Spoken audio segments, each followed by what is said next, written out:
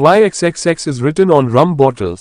शराब पीना सेहत के लिए हानिकारक है, ये सभी जानते हैं, बावजूद इसके लोग शराब पीने का कोई मौका नहीं छोड़ते।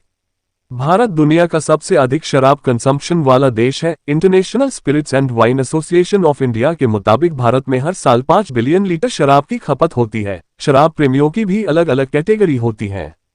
कोई बियर का शौकीन है तो कोई रम, विस्की, वोडका, जिन आदि का दीवाना होता है। रम को कहा जाता है रेगुलर यूज्ड मेडिसिन।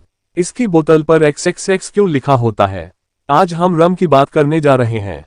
रम की चर्चा करने का ये सही मौसम भी है। दुनिया के सभी देशों में ठंड के मौसम में रम को ज्यादा तरजीह दी जाती है, लेकिन कम ही लोगों को मालूम होगा कि रम भी दो तरह की होती है, white rum and dark rum.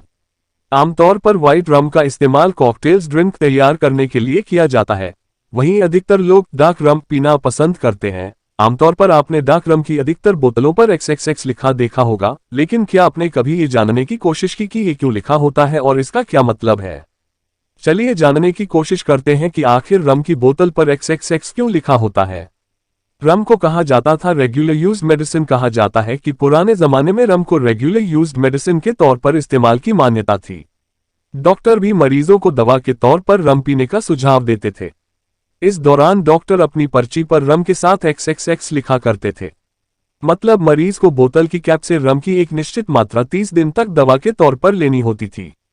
Roman में XXX का मतलब 30 होता है। डॉक्टरों की यही माकन बाद में बोतलों पर भी इस्तेमाल होने लगी। मीडिया रिपोर्ट्स के मुताबिक 17वीं शताब्दी में ब्रिटेन में बियर की तीव्रता मापने के लिए X इस्तेमाल किया जाता था। मतलब जितने X उतनी ही स्ट्रॉन्ग शराब। बाद में अंग्रेजों ने बियर के साथ ही रम पर भी इसे अप्लाई कर दिया और X शराब की तीव्रता नापने का प्रतीकात्मक चिन्ह बन गया। लेकिन आज के दौर में शराब की तीव्रता प्रतिशत वी के मात्रक में मापी जाती है। वाइन एक्सपर्ट संजय घोष के मुताबिक ब्रिटिश फौज रम का काफी इस्तेमाल किया करती थी। इस दौरान वो रम की प्रामाणिकता और तीव्रता जांचने के लिए गन पाउडर टेस्ट करते थे। इस टेस्ट के दौरान रम को बारूद के मिश्रण के साथ डालकर जलाने की कोशिश की जाती थी। ऐसे में यदि आग लग जाती थी तो माना जाता था कि इसमें अल्कोहल की मात्रा 57% या उससे अधिक है। अगर आग नहीं लगती थी तो उसे कम तीव्रता की रम माना जाता था। इसी आधार पर XXX या XXX की माकन होती थी। इसी माकन के आधार पर सरकारें शराब कंपनियों से टैक्स वसूलती थी। 18वीं शताब्दी में दुनिया भर में कई कंपनियां शराब बनाया करती थीं। उन दिनों शराब की तीव्रता मापने के लिए उतने तकनीकी संसाधन उपलब्ध नहीं थे।